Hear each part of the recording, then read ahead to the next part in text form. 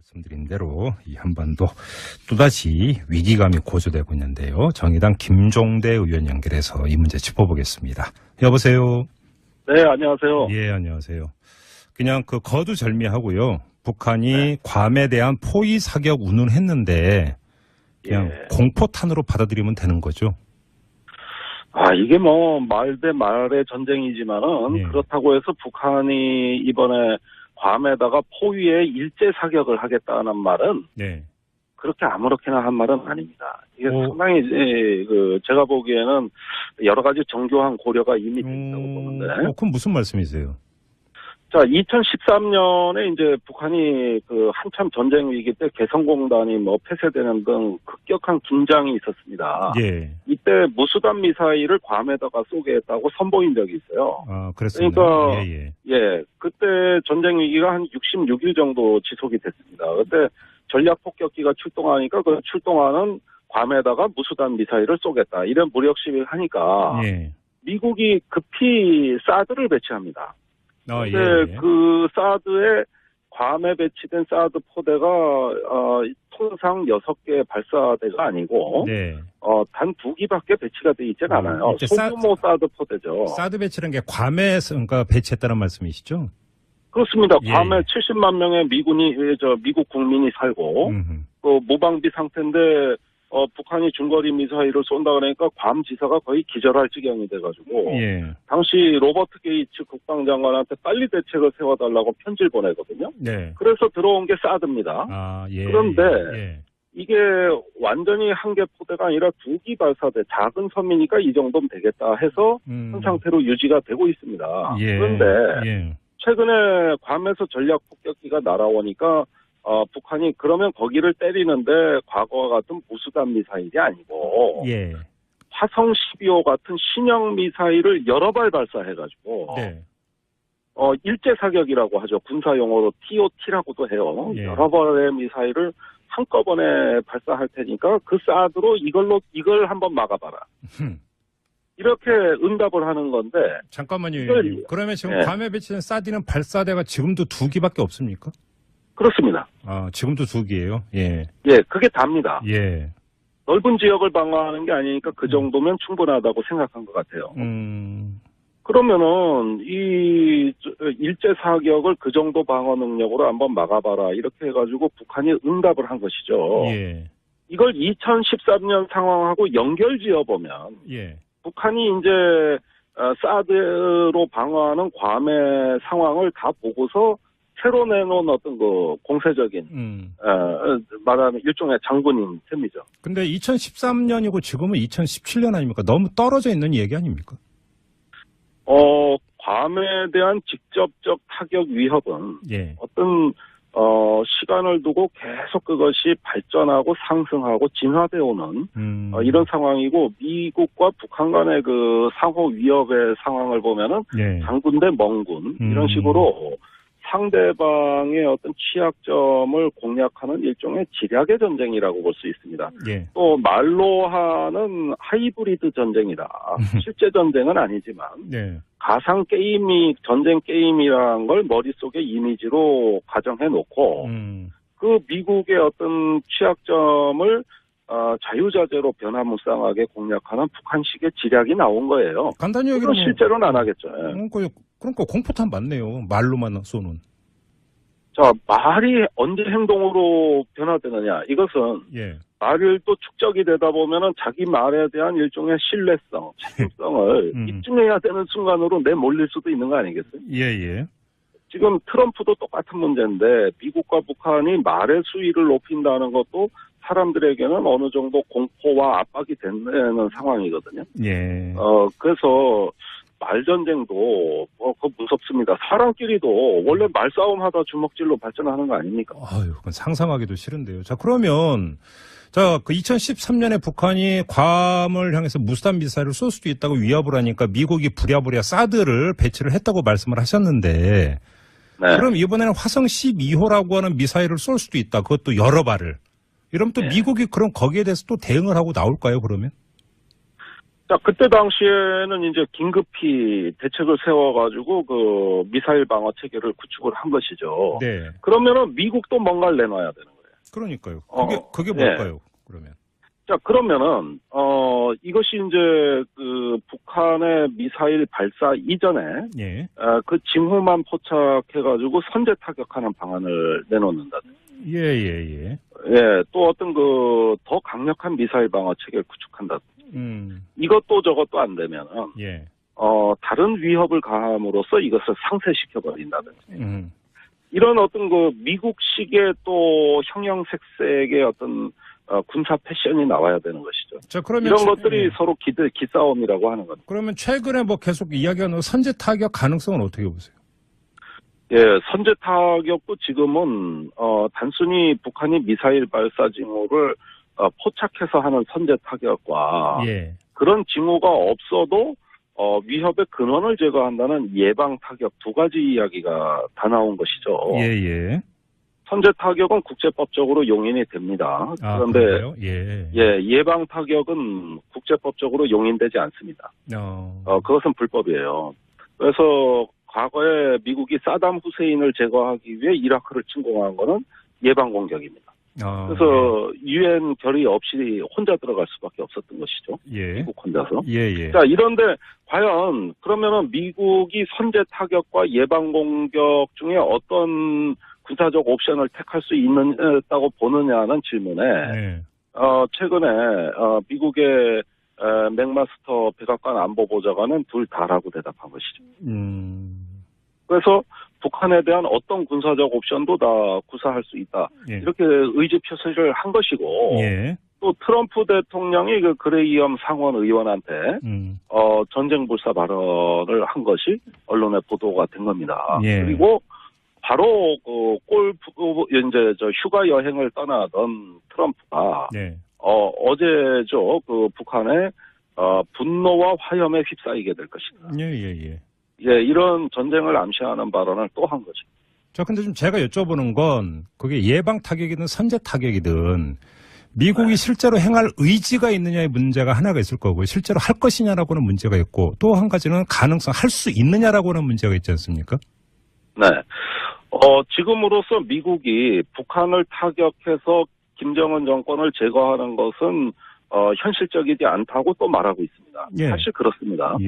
그것은 너무나 엄청난 위험을 수반하기 때문에 바로 군사적 조치로 들어갈 가능성은 희박하다. 이런데 계속 어떤 레토릭으로는 그럼에도 불구하고 나는 밀리지 않겠다는 의지를 또 보여주고 있거든요. 그렇다면 이런 것들이 어떻게 정책이 결정되고 조정되는가가 지금 미국 상황이 굉장히 불안정한 것이죠.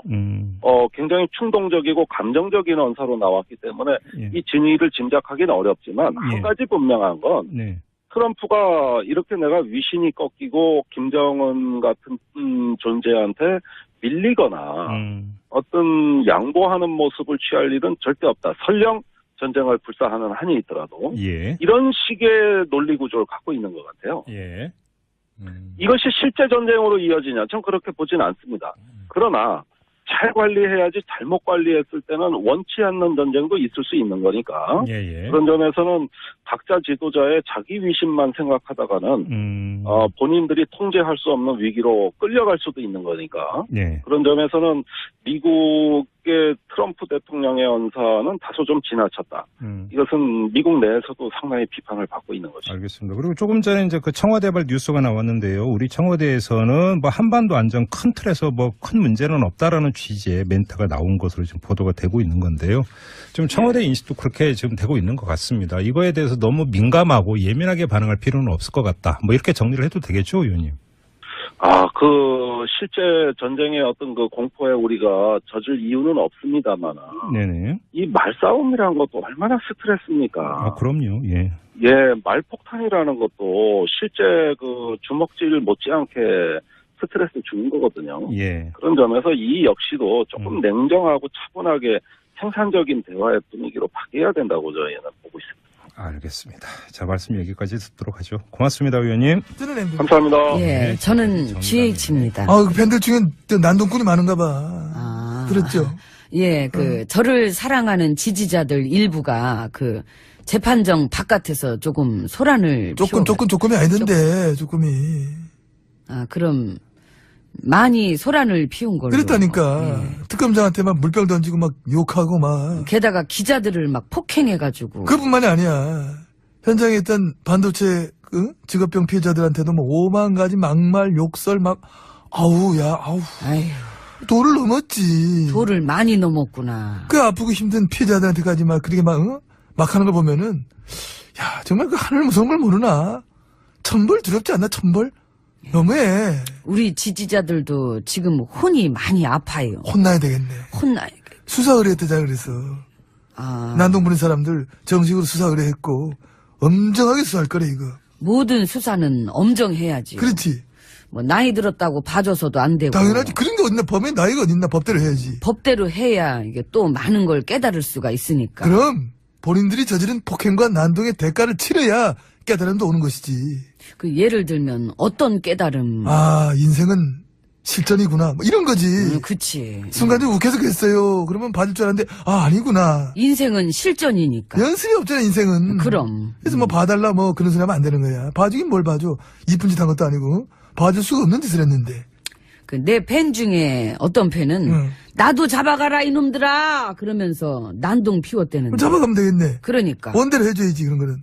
난동의 정도를 따져가지고 법대로 딱 해가지고. 그래도 난 참 내 팬들이 고마워요. 잘 맞죠? 완전. 어울리세요. 당연한 거지요. 좋으시겠습니다. 예, 그래서 아무튼 그렇게 소란이 있었던 이 부회장 결심 공판에서 이 부회장이 구형을 얼마 받았다고요? 12년. 아하. 선고는 이제 나봐야 하는 거 이제 일단 구형은 12년 구형이 됐다. 그 사람보단 적게 나왔네. 누구? BBK 경준 씨. 그 경준 씨는 15년에 벌금 150억 받았죠. 그 뇌물 횡령 액수가 이 부회장보다 작은데. 뭘 몰라? 내가 그걸 어떻게 알아, 그거를. 에이, 그걸 어떻게 몰라요. 나 BBK 끊었어.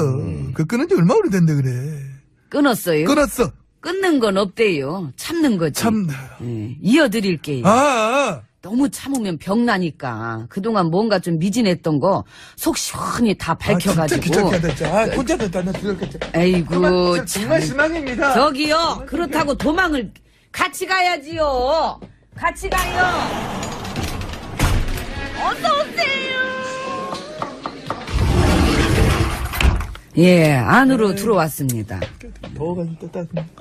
우리 여기 뭐 시원하네. 요즘 더운데 여기 뭐 잘 해놨네. 그래. 요즘 폭염 때문에 전기 많이 쓰죠. 그렇죠. 근데 전기가 남는다며요. 남는데요. 예, 그죠? 남는다. 네. 재밌네. 그동안엔 여름에 집집마다 전기 많이 쓴다고 막 블랙아웃 올지 모른다고 그렇게 겁을 줬었는데. 그래서 이제 원전 더 지어야 된다고 막 그렇게 했지. 그러니까. 근데 정권 하나 바뀌었을 뿐인데 갑자기 전기가 남아. 왜일까? 작년까지 어떤 보수 정권의 여름이 유난히 더 더웠기 때문일까? 아니면 애당초부터 전기가 모자라지 않았으면서 뻥을 친 걸까? 아니면 국민들이 작년까지 팍 쓰다가 지금 갑자기 막 아껴 쓰는 걸까? 아니면 문통님이 초능력이 있을지도 몰라요. 슈퍼파워 에너지. 어디서 전기를 막 끌어와? 그렇지 않고서야 정권 하나 바뀌었을 뿐인데 그게 너무 달라져서. 물어볼까? 누구한테? 원전 마피아. 정답을 알고 있을 것 같아 왠지. 원전 마피아랑 친한 언론들도. 그럼 짝짝꿍 언론 많지. 근데 뭐 그렇게까지 멀리까지 뭐 갈 필요 있나요? 뭐. 왜 나를 봐? 아시면 얘기해줘요. 뭐 굳이 나한테도 물어볼 것도 다 아시잖아. 이거 나는 내가 직접 했던 일도 잘 모르는데. 나도 몰라 그렇게 하면은. 얼마 전부터 나도 되게 몰라. 갑자기 무척 몰라. 아는 게 갑자기 확 없어졌어. 전기 갖고 무슨 짓 했던 건데. 에이 왜 그래. 나 아무것도 모르는 바보야. 아이고, 나는 백침이 낫지. 에이, 그러지 말자. 내가 나야말로 몰라. 자꾸 나 같이 쳐다보고 그러지 말아. 그럼 그거 모르는 걸로 치고 잘 아시는 얘긴 뭐 있어요? 내가 잘 아는 얘기는 이제 댓글? 댓글 부대 여론 조작 선거 개입. 그 문제는 예. 제가 모릅니다. 아이고 요즘 너무 모르신다 진짜. 요즘 모르는 것도 트렌드야. 아무 말 대잔치에 이은 나 몰라 대잔치. 그 전에 보니까 딴 거는 반박도 하고 그러시더만 그 이번 거 그 댓글 부대 선거 개입 사건엔 오래 침묵하시네. 아유, 침묵은 금입니다. 침묵은 하긴 이게 워낙 사안이 큰 거라서. 그러니까 정말 못하지. 제대로 정확히 수사해야지요. 이 국가의 정보기관을 이 정권의 하수인으로 써먹고 이 선거 개입까지 시킨 책임자들 그냥 싸그리 죄다 밝혀내서 매국노에 준하는 엄벌을 내려야 된다. 어저께 그 여당 대표도 그렇게 한마디 하셨더만요. 거기가 요즘 워딩이 좋아. 말이 찰져. 귀에 쑥쑥 들어와. 매국노. 그걸 누가 반박을 해. 딱 떨어지는데. 확 온다, 확 와. 나도 공부 좀 해야 돼. 좀 책 좀 보고 그래. 뭐 공부나 책보다는 문구가 이게. 그 댓글을 한번 봐보세요. 댓글 보면은 도움 많이 되실 거예요. 예. 문을 열고 나가야지. 그냥. 괌에 배치된 사드 포대가 통상 6개 발사대가 아니고 네. 단 2기밖에 배치가 돼 있지는 않아요. 이제 소규모 사드 포대죠. 사드 배치라는 게 괌에 그러니까 배치했다는 말씀이시죠? 그렇습니다. 예. 괌에 70만 명의 미국 국민이 살고 그 무방비 상태인데 북한이 중거리 미사일을 쏜다 그러니까 괌 지사가 거의 기절할 지경이 돼가지고 예. 당시 로버트 게이츠 국방장관한테 빨리 대책을 세워달라고 편지를 보내거든요. 네. 그래서 들어온 게 사드입니다. 예. 그런데 예. 이게 완전히 한 개 포대가 아니라 2기 발사대 작은 섬이니까 이 정도면 되겠다 해서 현 상태로 유지가 되고 있습니다. 예. 그런데 최근에 괌에서 전략 폭격기가 날아오니까 북한이 그러면 거기를 때리는데 과거와 같은 무수단 미사일이 아니고 예. 화성 12호 같은 신형 미사일을 여러 발 발사해가지고 네. 일제 사격이라고 하죠. 군사 용어로 TOT라고도 해요. 예. 여러 발의 미사일을 한꺼번에 발사할 테니까 그 사드로 이걸 한번 막아봐라. 이렇게 응답을 하는 건데. 잠깐만요. 그러면 지금 네. 괌에 배치된 말씀드린 대로 이 한반도 또다시 위기감이 고조되고 있는데요. 정의당 김종대 의원 연결해서 이 문제 짚어보겠습니다. 여보세요. 네, 안녕하세요. 예, 안녕하세요. 그냥 그 거두절미하고요. 북한이 괌에 대한 포위 사격 운운했는데 그냥 공포탄으로 받아들이면 되는 거죠. 이게 뭐 말 대 말의 전쟁이지만은 그렇다고 해서 북한이 이번에 괌에다가 포위에 일제 사격을 하겠다는 말은 그렇게 아무렇게나 한 말은 아닙니다. 이게 상당히 제가 보기에는 여러 가지 정교한 고려가 이미 돼 있다고 보는데. 그럼 무슨 말씀이세요? 자, 2013년에 이제 북한이 그 한참 전쟁 위기 때 개성공단이 뭐 폐쇄되는 등 급격한 긴장이 있었습니다. 예. 이때 무수단 미사일을 괌에다가 쏘게 했다고 선보인 적이 있어요. 그랬습니다. 그러니까 그때 전쟁 위기가 한 66일 정도 지속이 됐습니다. 그때 전략 폭격기가 출동하니까 그 출동하는 괌에다가 무수단 미사일을 쏘겠다. 이런 무력 시위를 하니까 미국이 급히 사드를 배치합니다. 그 사드에는 이제 긴급히 대책을 세워가지고 그 미사일 방어 체계를 구축을 한 것이죠. 그러면은 미국도 뭔가를 내놔야 되는 거예요. 그러니까요. 그게 뭘까요? 그러면. 자, 그러면은 이것이 이제 그 북한의 미사일 발사 이전에 그 징후만 포착해가지고 선제 타격하는 방안을 내놓는다. 또 어떤 그 더 강력한 미사일 방어 체계를 구축한다. 이것도 저것도 안 되면은 다른 위협을 가함으로써 이것을 상쇄시켜 버린다든지 이런 어떤 그 미국식의 또 형형색색의 어떤 군사 패션이 나와야 되는 것이죠. 자, 그러면 이런 것들이 서로 기싸움이라고 하는 겁니다. 그러면 최근에 뭐 계속 이야기하는 선제 타격 가능성은 어떻게 보세요? 선제 타격도 지금은 단순히 북한이 미사일 발사 징후를 포착해서 하는 선제 타격과 그런 징후가 없어도 위협의 근원을 제거한다는 예방 타격 두 가지 이야기가 다 나온 것이죠. 선제 타격은 국제법적으로 용인이 됩니다. 그런데 예방 타격은 가상 게임이 전쟁 게임이라는 걸 머릿속에 이미지로 가정해 놓고 그 미국의 어떤 취약점을 자유자재로 변화무쌍하게 공략하는 북한식의 지략이 나온 거예요. 간단히 얘기하면 실제로는 안 하겠죠. 그러니까 공포탄 맞네요. 말로만 쏘는. 자, 말이 언제 행동으로 변화되느냐. 이것은 예. 말을 또 축적이 되다 보면은 자기 말에 대한 일종의 신뢰성, 책임성을 입증해야 되는 순간으로 내몰릴 수도 있는 거 아니겠어요? 예, 예. 지금 트럼프도 똑같은 문제인데 미국과 북한이 말의 수위를 높인다는 것도 사람들에게는 어느 정도 공포와 압박이 되는 상황이거든요. 예. 그래서 말전쟁도 그거 무섭습니다. 사람끼리도 원래 말싸움하다 주먹질로 발전하는 거 아닙니까? 아유, 그건 상상하기도 싫은데요. 자, 그러면 그 2013년에 북한이 괌을 향해서 무수단 미사일을 쏠 수도 있다고 위협을 하니까 미국이 부랴부랴 사드를 배치를 했다고 말씀을 하셨는데 네. 그럼 이번에는 화성 12호라고 하는 미사일을 쏠 수도 있다. 그것도 여러 발을. 이러면 또 네. 미국이 그럼 거기에 대해서 또 대응을 하고 나올까요, 그러면? 자, 그때 당시에 사드는 발사대가 지금도 2기밖에 없습니까? 그렇습니다. 아, 지금도 2기예요. 예. 예, 그게 답니다. 예. 넓은 지역을 방어하는 게 아니니까 그 정도면 충분하다고 생각한 것 같아요. 그러면은 이 일제 사격을 그 정도 방어 능력으로 한번 막아봐라 이렇게 해가지고 북한이 응답을 한 것이죠. 예.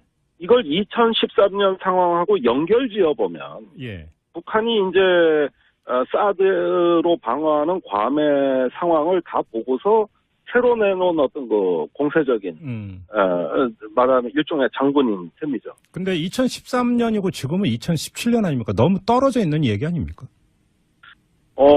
괌에 대한 직접적 타격 위협은 예. 어떤 시간을 두고 계속 그것이 발전하고 상승하고 진화되어 오는 이런 상황이고 미국과 북한 간의 그 상호 위협의 상황을 보면은 예. 장군 대 멍군 이런 식으로 상대방의 어떤 취약점을 공략하는 일종의 지략의 전쟁이라고 볼 수 있습니다. 예. 또 말로 하는 하이브리드 전쟁이다. 실제 전쟁은 아니지만 예.